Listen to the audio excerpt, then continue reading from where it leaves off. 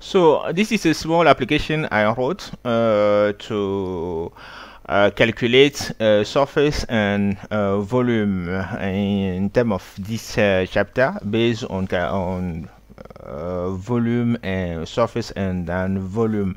So this is a Visual Basic application that will not be necessarily made by the teacher. Really, teacher have to know how to use it, but this kind of application has to be written by a technical pedagogical team that can be a support for the teacher. This is very useful for the kids, can move from what they have done, like research, and then the material they brought from house, and then we've seen that they have drawn these two elements in 3D, and now we need to make the calculation of them. We suppose that there is a small company that manufactures several different kind of volume, small objects in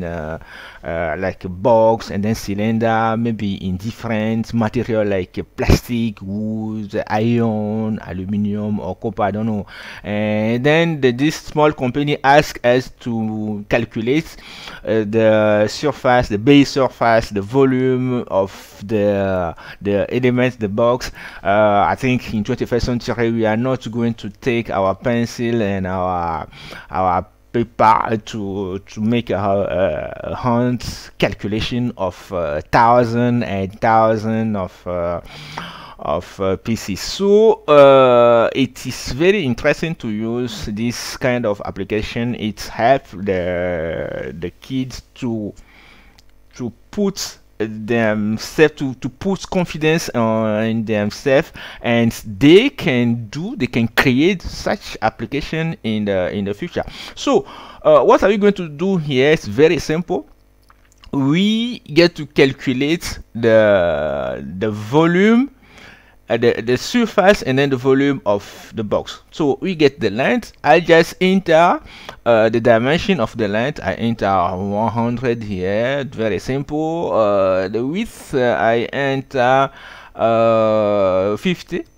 Okay, and then the height, I can enter maybe 70. Okay, and then I just press on calculation button, and then I have the surface and I have the volume also. You can make this calculation in millimeter, centimeter, meter, or inch, or whatever you want, like units. Okay, very simple, very simple. So I have to say that behind this you get this algorithm that I wrote. It is not really difficult for a teacher to do it, but as I said, I tell you before, very important that this must be done by a special team that can be a help for the teacher. I press on new. I can start another calculation. Okay, I enter any kind of dimension I want in the lines, and the width also any kind of dimension, the height, any kind of dimension I want. Just press calculation button, and then I have automatically my dimension in surface and then volume. I can even store save this results, and then print it, and then do whatever I want with it. We can do the same thing with the cylinder. Okay, I just enter the diameter, very important than the radius, because we can measure simple the diameter. The height, I enter any kind of dimension I want, and then I have put on calculation. I have the base surface, the developed surface, and then the volume. So don't forget that this is our cylinder. We get the base surface here, the surface that is on the floor or on the table on which you put your element, and then we get the developed a surface. So I suppose that I develop my cylinder from this line. Okay, I develop my cylinder, and then I'll get a rectangular. Okay, and then that I have here, I have the develop a surface here.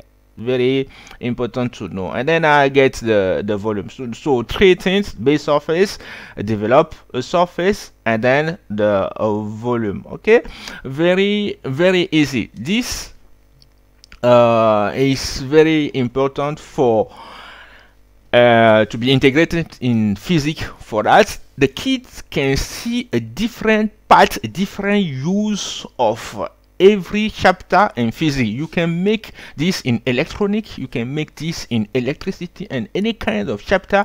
It's very important to use research, theoretical, and then the computing part. The one part is drawing, and then the other part is electronic or computing, really computing calculation. This is very useful for our kids and our students, for they can get a hope, they can get a dream for a better future. So thank you.